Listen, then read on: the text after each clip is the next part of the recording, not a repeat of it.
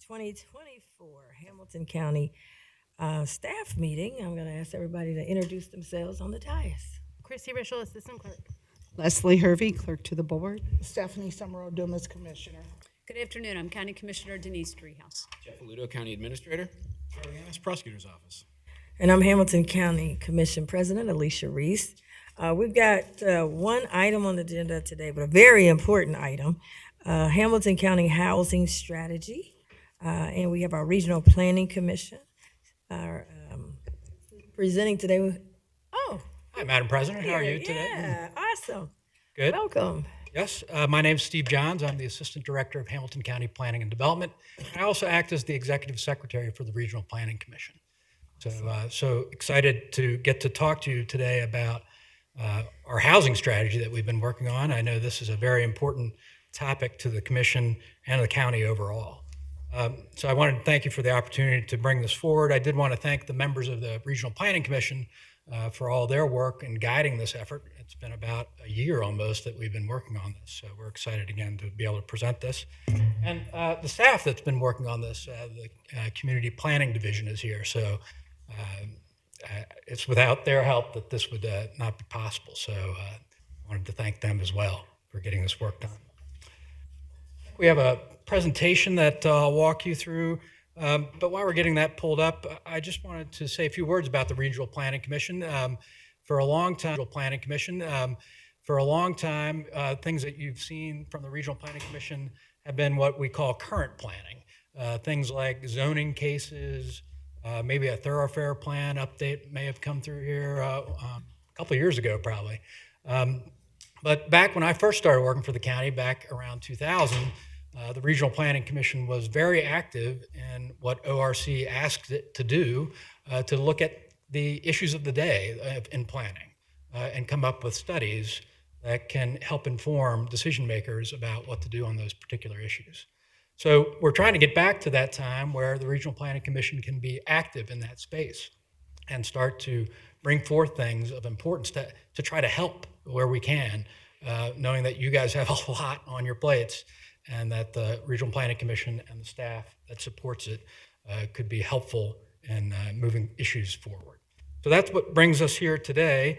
I think one important thing is that the Regional Planning Commission, which you appoint 5 of the 7 members, is a recommending body, right? So we're coming here just with recommendations.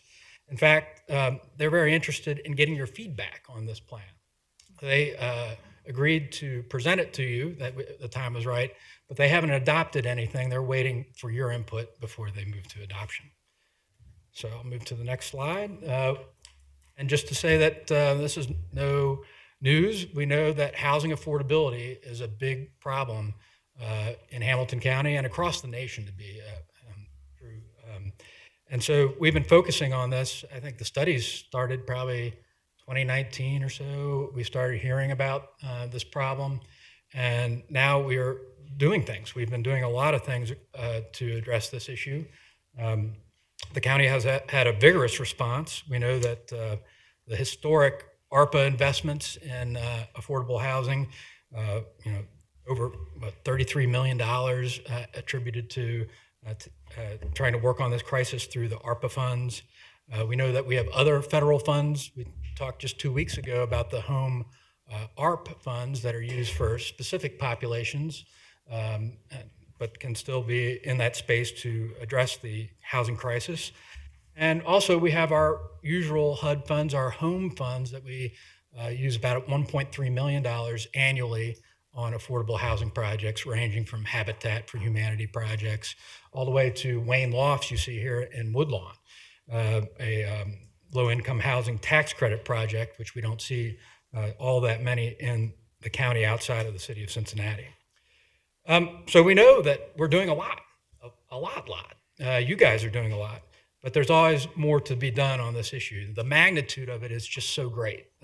Thousands and thousands, some say, tens of thousands of units we're behind in providing to people. So anything we can do to help is needed to address this problem. So the Regional Planning Commission is saying that we can do more. And what are the things that we can do? These 3 strategies are the key points that I wanted to present today. One is we need more sites. We need more development sites out there. Some have said that the county is built out, and that's a piece of it. But there's also a lot of redevelopment coming, opportunities to do that. So I'll speak to that on another slide. Expanding and upgrading infrastructure. We know that water and sewer is key to facilitating private sector development, and so we need to continue to keep our eye on that, particularly to support the dense development that goes along with being an urban county. And last but not least, integrating new housing into local jurisdictions to serve as community assets. We don't want to willy-nilly locate new affordable housing projects. We want them to be supported by services and be located in places where you can walk to the grocery store, you can get to a park, all those other things that make housing work for our county. So more housing sites. This is definitely a challenge. When we started with the ARPA allocation, there were only a couple sites that were eligible or that we've been able to deploy those funds outside the city of Cincinnati. Important sites, but just a couple. We need to find more. So where we're looking are for old institutional sites. So places like schools. There's been a lot of consolidations of schools, particularly public schools. So there's one good example, Northwest School District's Welsh Elementary in Springfield Township was consolidated into a new school, and so the site came open for 30 new market rate homes in Springfield Township there. So that was a good opportunity to take an institutional use and then move it to a residential use to meet the demands for new houses in Hamilton County. We also know that churches are places and places of worship are going through consolidation efforts. We know that the Archdiocese is undergoing one of those right now, trying to look at churches that just don't have enough parishioners to still function well. And many of those are located in really good locations throughout the county, usually in business districts and other places that meet that criteria of being a good location for housing.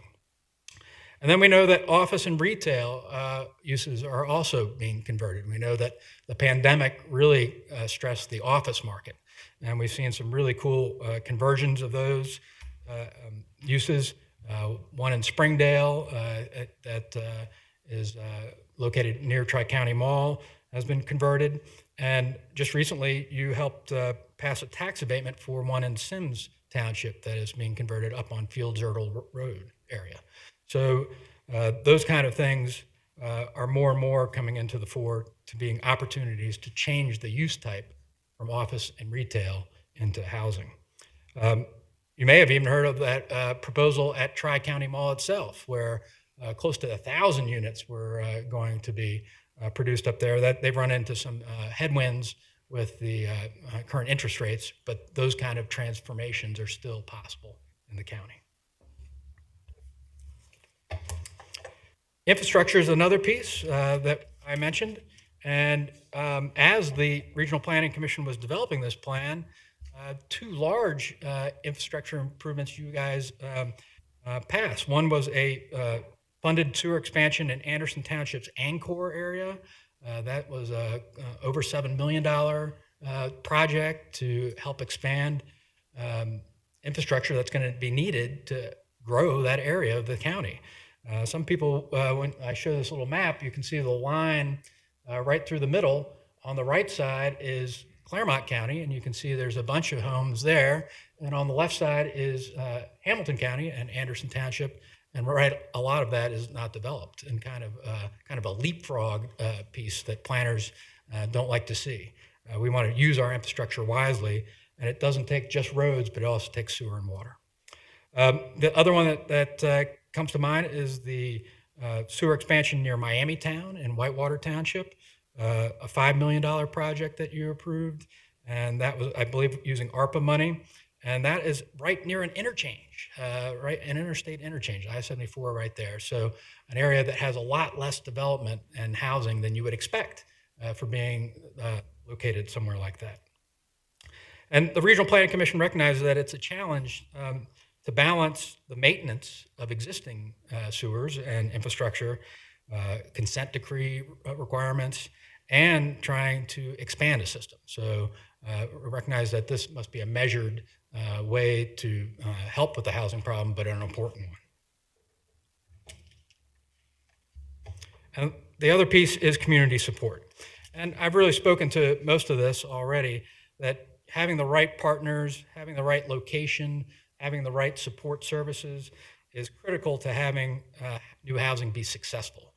We don't want to locate dense housing for folks that might not have cars in a situation where they can't even walk to a pharmacy or a grocery store. So thinking about that, working with communities, integrating with existing plans, doing other plans, housing plans, to help people find the right location is something that the Regional Planning Commission can help with. So what are the recommended actions that are in this action plan? They're divided really into three categories: ones that the Regional Planning Commission itself can help with, the ones that you all can help with in your decisions, and then also the ones that the partners can help with. So when we think about the Regional Planning Commission, they've been helping to identify new housing sites by updating land use and housing plans. The Regional Planning Commission works very closely with 4 of the 12 townships that have county zoning. So that's Harrison, Columbia, Greene, and Miami. But also many of the other townships, particularly places like Anderson, come through the Regional Planning Commission with a 5-year update of their land use plan. And we can look at that to make sure that they have sites available for new housing. That's something that the Regional Planning Commission could recommend on. The Regional Planning Commission is also encouraging jurisdictions to do those housing action plans. And in fact, we've used some of our HUD dollars to fund those housing plans. And we've been working on a model zoning code effort, creating updated codes that help there be less non-conforming lots so they're able to be developed without variances and all this other red tape is something we're working on. And also to have things like planned unit developments that can do denser developments in jurisdictions.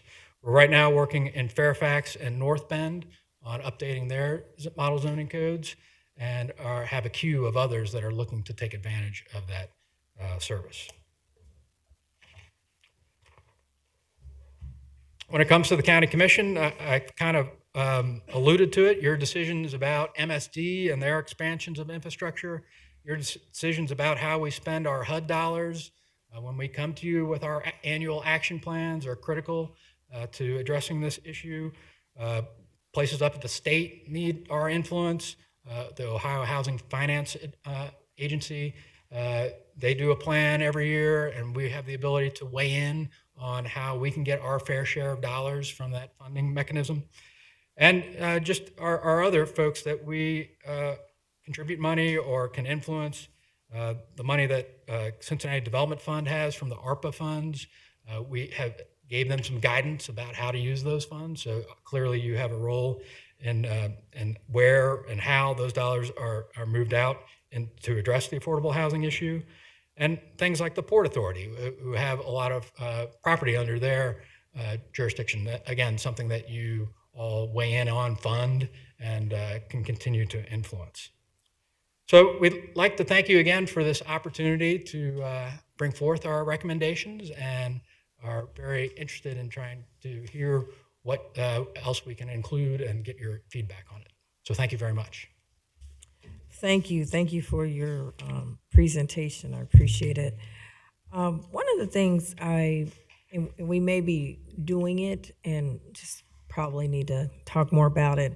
One of the things that I had asked about was having a map, because we got a lot of different, just like you have a regional planning commission, they have a housing strategy, we have a housing strategy. Then we've got what we did with CDF, and then we've got CDBG dollars. And this board has really invested financially, heavily in affordable housing and housing in general from a variety of ways.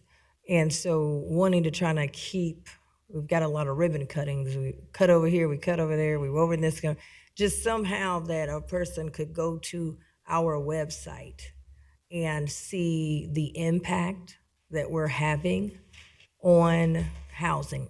Understanding there's still a long way to go, but showing here's the impact, what did we do over here to help in Northside? What did we do over here helping in Lincoln Heights? What did we do over here? You mentioned some areas, Woodlawn, different, that you could go on this interactive map and kind of see the impact of the work and the votes that we've taken, the money we've invested, and you can it just kind of evolves. I know we were working on something like that. We may have something, but if we do have it, I think I'd like to have it more prominently focused so that, average citizen could understand it and see it and kind of see what we're doing and where we're headed. So I think it came out of your department, but I just wanted to ask you that question.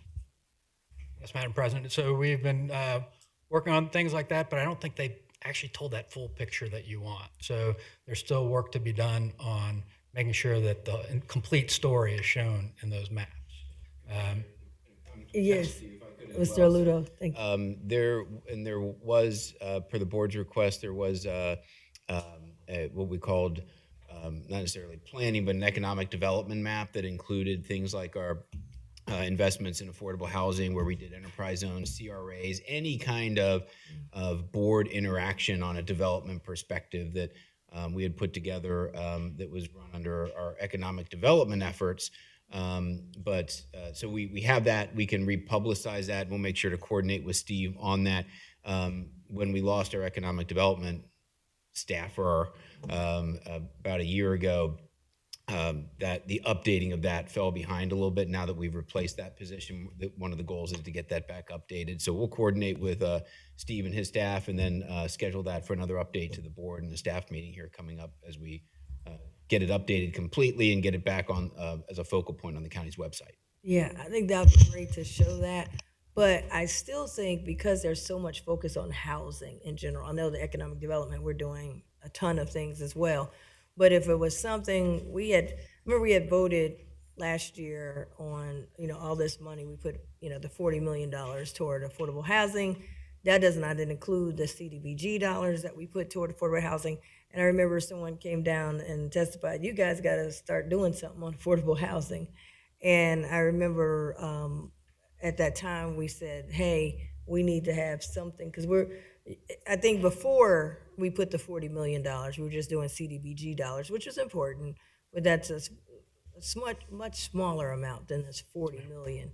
And I just think that we've made that a focus, if it's a way to pull that out. This will show all of that as well. Yeah, yes, but I'm just saying something that just has housing. If we go somewhere, you're coming here, it could just pull up, here is our housing, and maybe there's a button or something, I don't know, I'm not a technology person, but I love technology.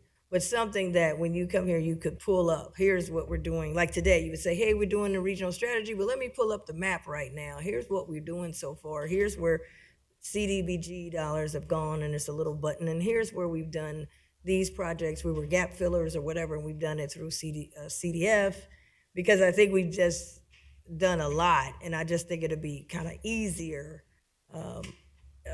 for, at least for me, and it would be easier for me to just pull up, here's housing. Yes. And when I get into economic development, I got a lot of other categories, as you've indicated. So as you're working on that, I just would like to see if we could have something that we could show kind of the housing part of it that'll be easy to navigate.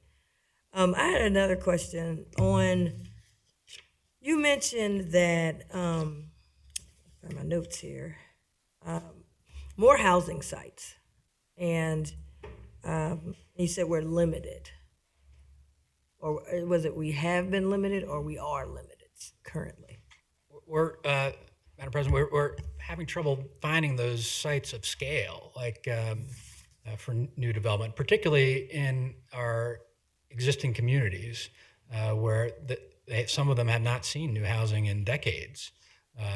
So those would be the places we'd love to get more housing, but sometimes there's just a impression that, oh, we're done building in this place, and but sites become available. There's so much underutilized sites in the county that are still in private ownership and just kind of barely getting by. You've seen probably some strip centers, commercial retail centers that are kind of like that, half filled, and they're probably just making enough to pay their taxes and then hoping for a big payday at some point. Those need to be put to use somehow in a better way. Right now, they're just so underutilized that it's that they're not available.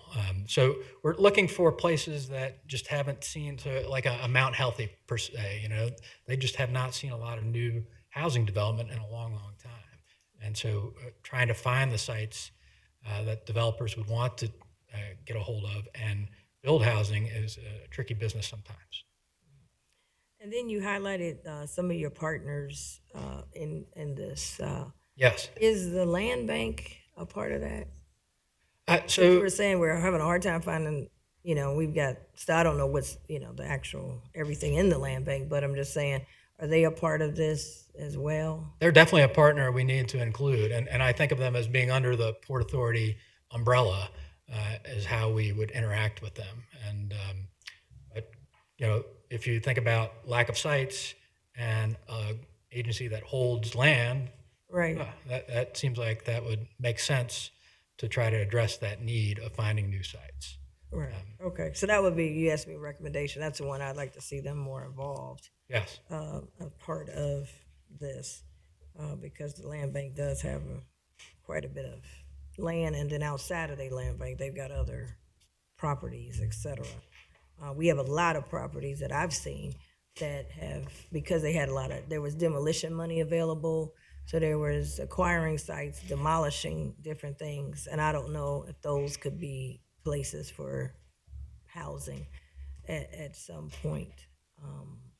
I know we do some for industrial, but they also acquire other properties. Yes. So I definitely would like to see them be a partner at the table with you, and you having them as a stronger partner with reaching out to them. Great. Thank you for that feedback. Okay. Vice President Treehouse. Thank you. Thank you for the presentation, and thank you for the team for being here. It's nice to see everyone.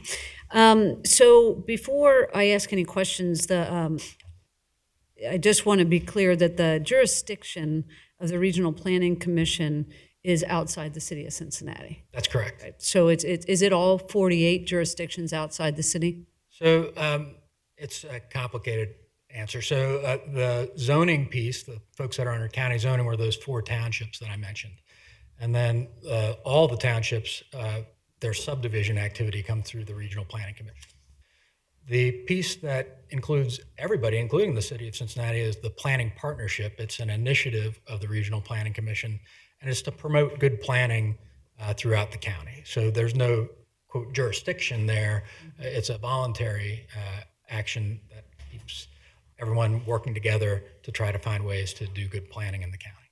So when you talk about the partnerships with the jurisdictions, can you better explain or maybe elaborate a little bit on what is, I don't have a clear understanding of what that partnership looks like.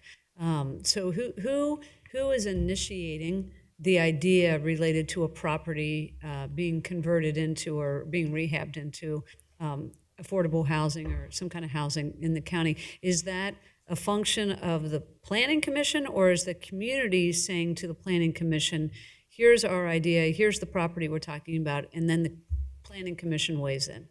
So it would maybe be a little different than that. I think a lot of the planning literature that we're trying to stay up to date with is saying that there's a transition from those retail and office type uses. There's just less of a demand for that.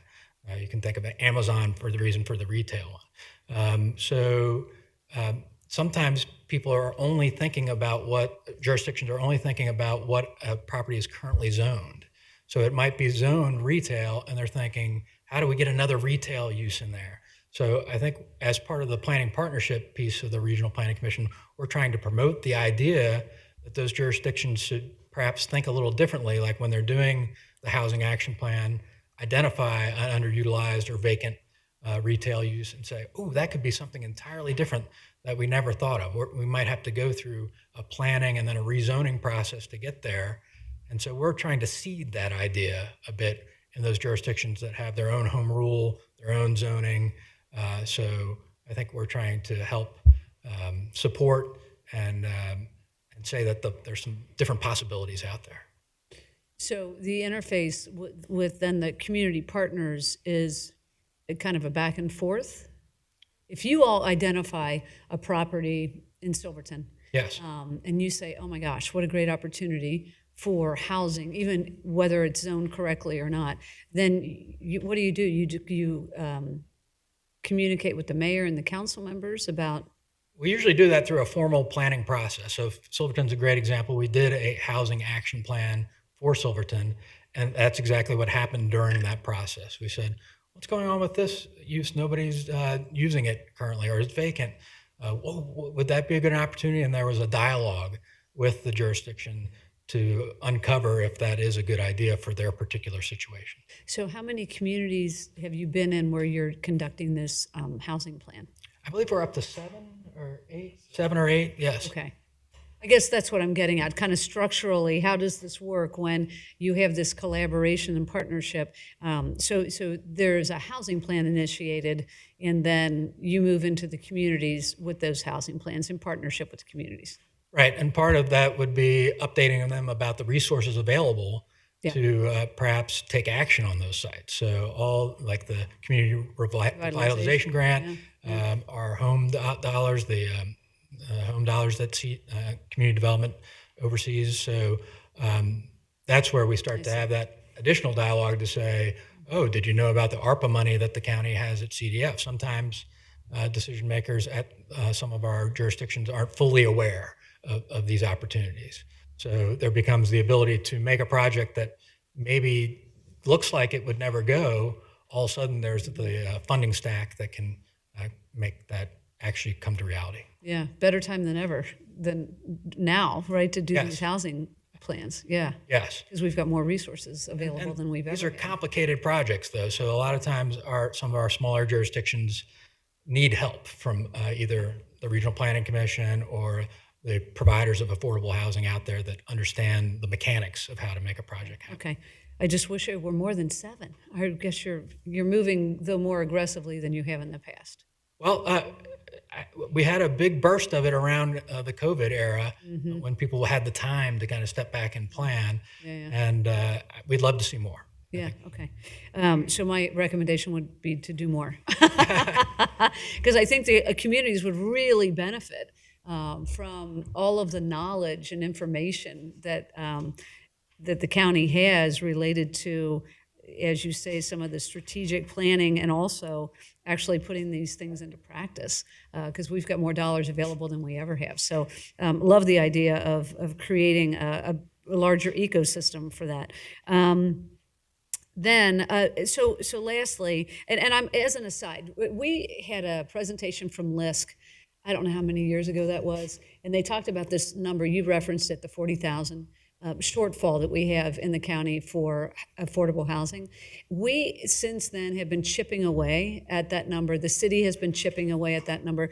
Who can we ask to, is it LISC, to see if they have any plans to do another kind of evaluation of how short we still are related to housing? Because that 40,000 number is from maybe 4 years ago, something like that. Yes, ma'am. I just wonder if we could get a more recent evaluation on that. And I just don't know who did. I think LISC did it last time. Am I right? That's correct. Okay. All right. We'll reach out to And them. unfortunately, we're kind of swimming upstream too a little bit, like with inflation and some of the other things that have happened since those plans were done.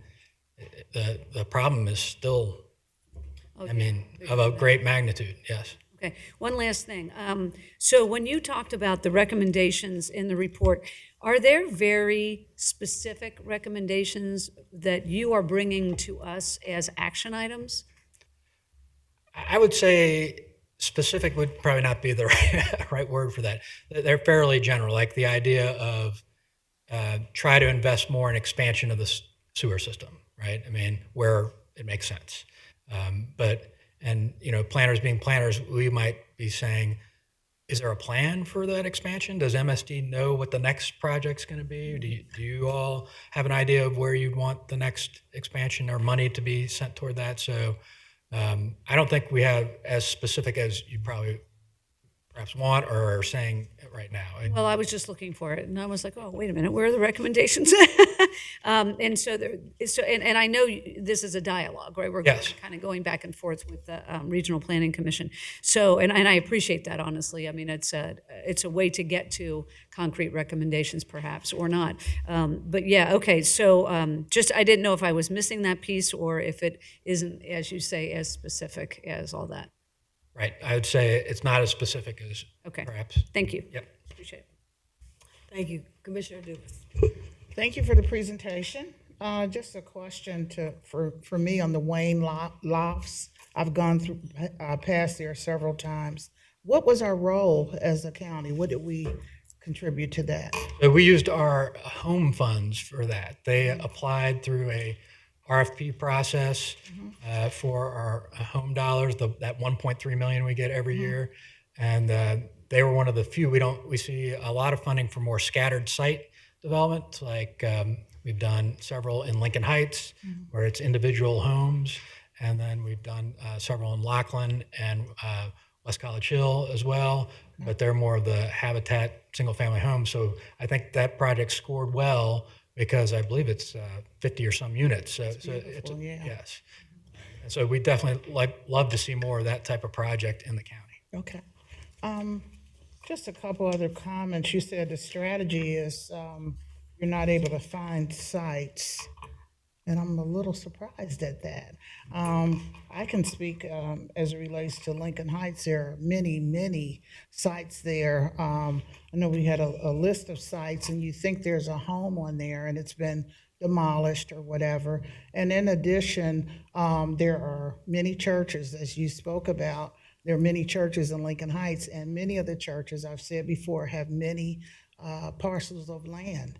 And I'm wondering if there is an outreach that if you guys just did a drive-through or drive-by and just take a look, there are really no houses there. And then also, one church may have 6 parcels, and if we could approach them, and are you interested in selling one? Because I know for sure, rather than have a vacant lot next to your house, you'd like to have a nice house. So I know I can speak for Lincoln Heights, but I would imagine there are quite a few if, as you guys look at the auditor's list and just drive through, it's not a long drive, it's less than a square mile.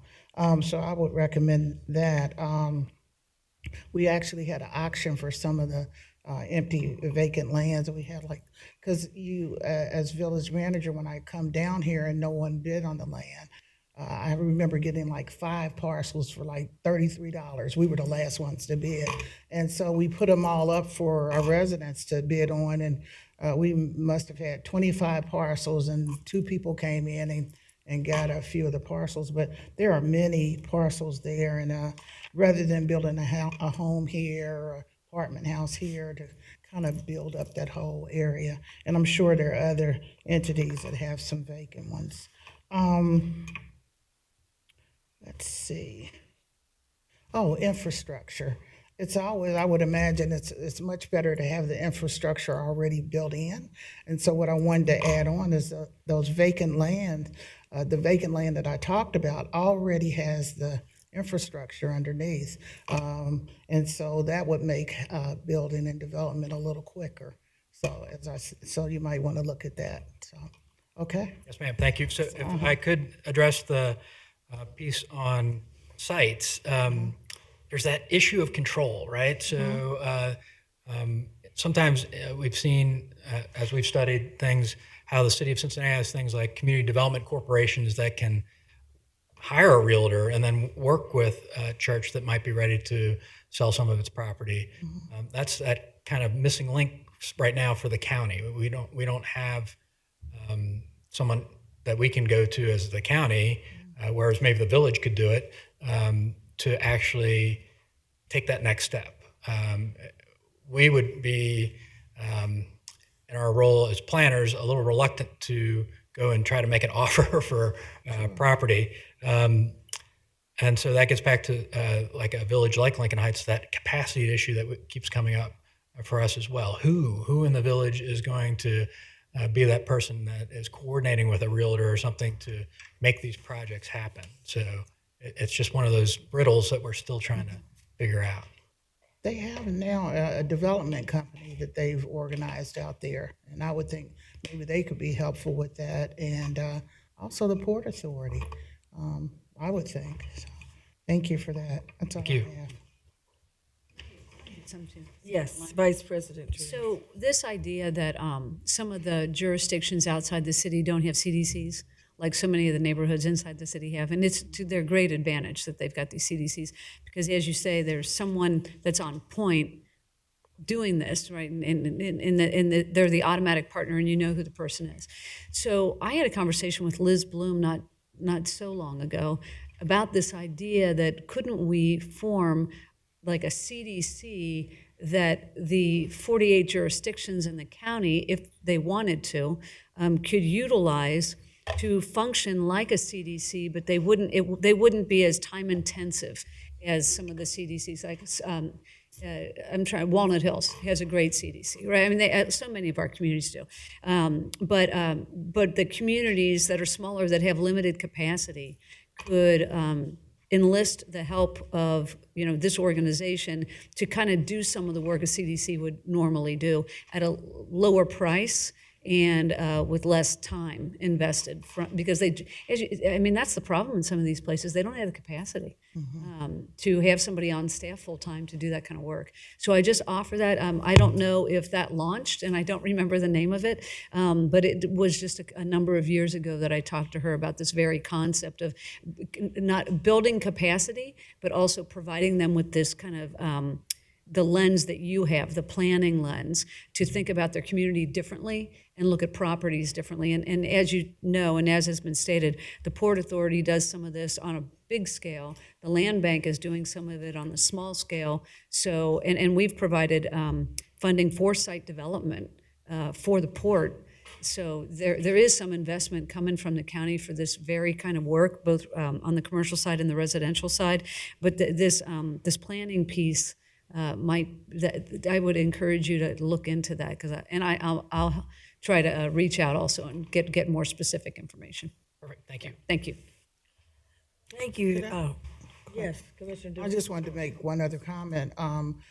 Right at Lincoln Heights, where all those the new housing is on Wayne, I believe. Right across from there's a huge area of land that I had heard some developers were going to develop another set of housing, and I know it has not happened yet, so you might want to look at that. Thank you. Yes, Mr. Ludo. Just briefly, just one quick comment and a question. First of all, I appreciate the presentation. I know there's been a lot of thought that's gone into this, and I appreciate the incremental nature of the recommendations, as Commissioner Driehaus indicated.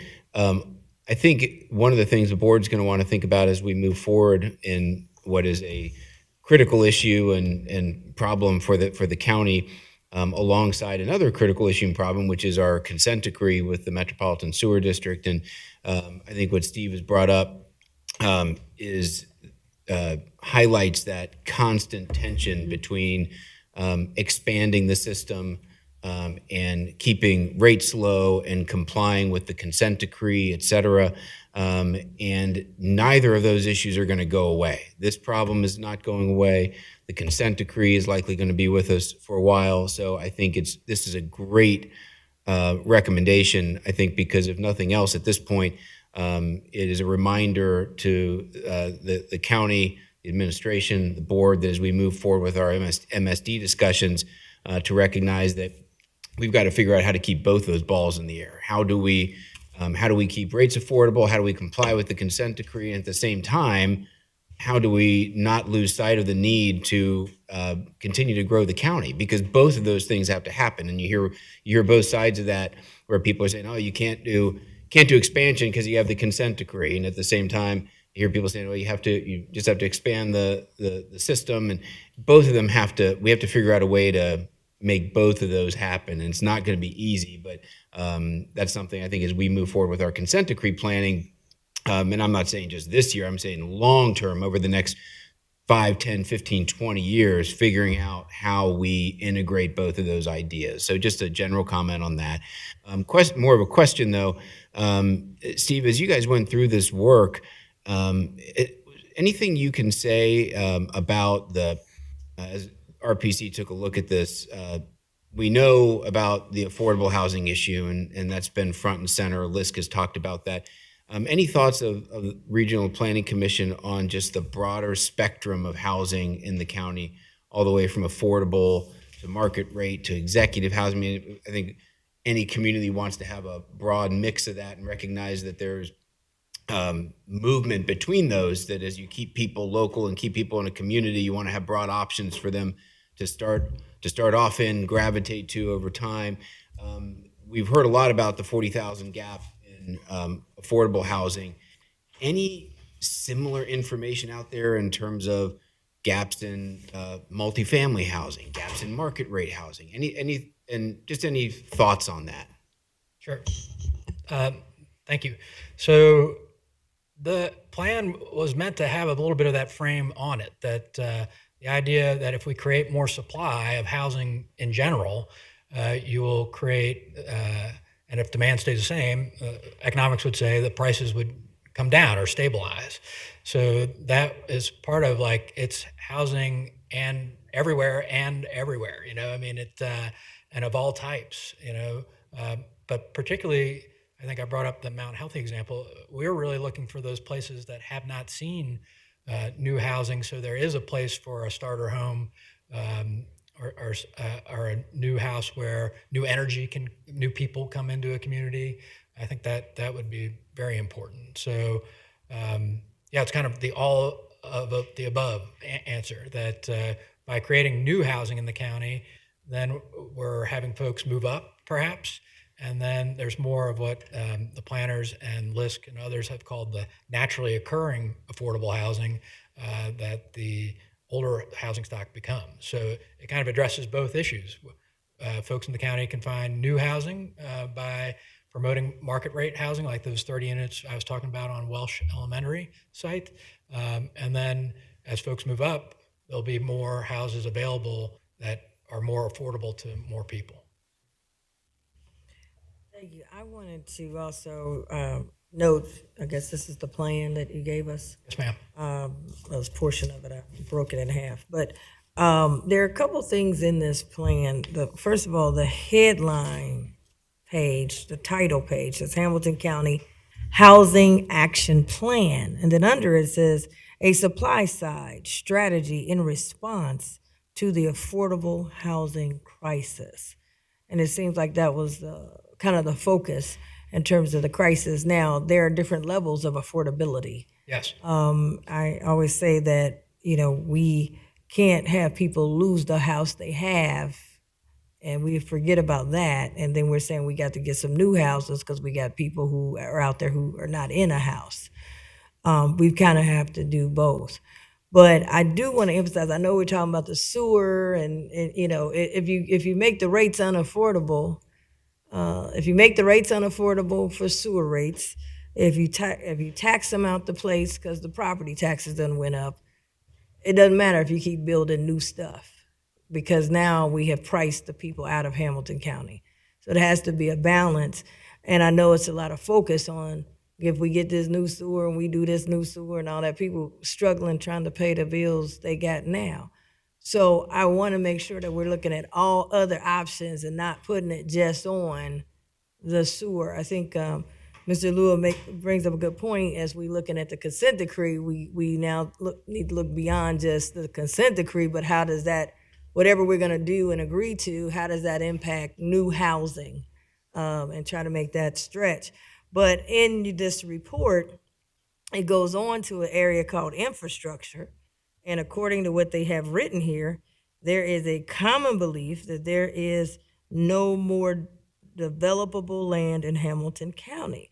But if closely analyzed, there are still pockets of developable land that could support new housing development. And this is, I'm looking at the land that does not require new sewers and all of that. We got land right now. And it goes on to even talk about some of those areas that they talk about. They got Coleraine Township, some pockets, and Green Township, and some pockets, and they list a lot of areas. But what they also talk about is some of these, what you talked about, some of these institutional sites. If people aren't going to the buildings for work buildings, how do we turn those into housing? I think we go there first before we start talking about the sewer. We go there first. These people already got, toilets that flush, and they've got water that runs, and then there's also, as was mentioned earlier, there are other places that do have sites that's ready to go. So for me, I would like to see, like, what are those areas that's ready to go? What are these other sites where we got empty institutional sites? We have, the port. That's why the Port Authority is important, because they've got a lot of sites that have been cleared. Not all of them will have industrial components. Some could possibly be housing. So I just want to put that out there, because the first thing we go to, man, we got to get some new sewers. And I'm saying, well, you can fix all that, but if the rates go up and you price the people out of Hamilton County and the houses go, the taxes run them out of here, it's all for nothing.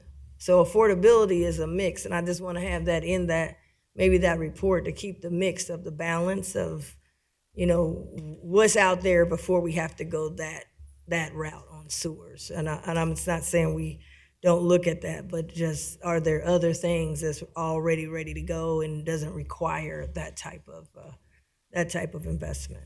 So, Yes, Madam President, I'm hearing a prioritization is what you'd like to see a little bit more. yes, In places that are already sewered, let's go there first before we focus too much on expansion. right. That's what I would like. Well, thank you what do we have to do now?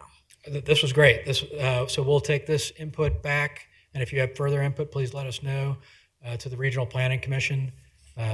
It'll probably be several months before we can incorporate it fully into this report, and then you should see a quote final draft that has the recommendations at that time. So probably somewhere in the May timeframe, I would think, would be when something would be coming back.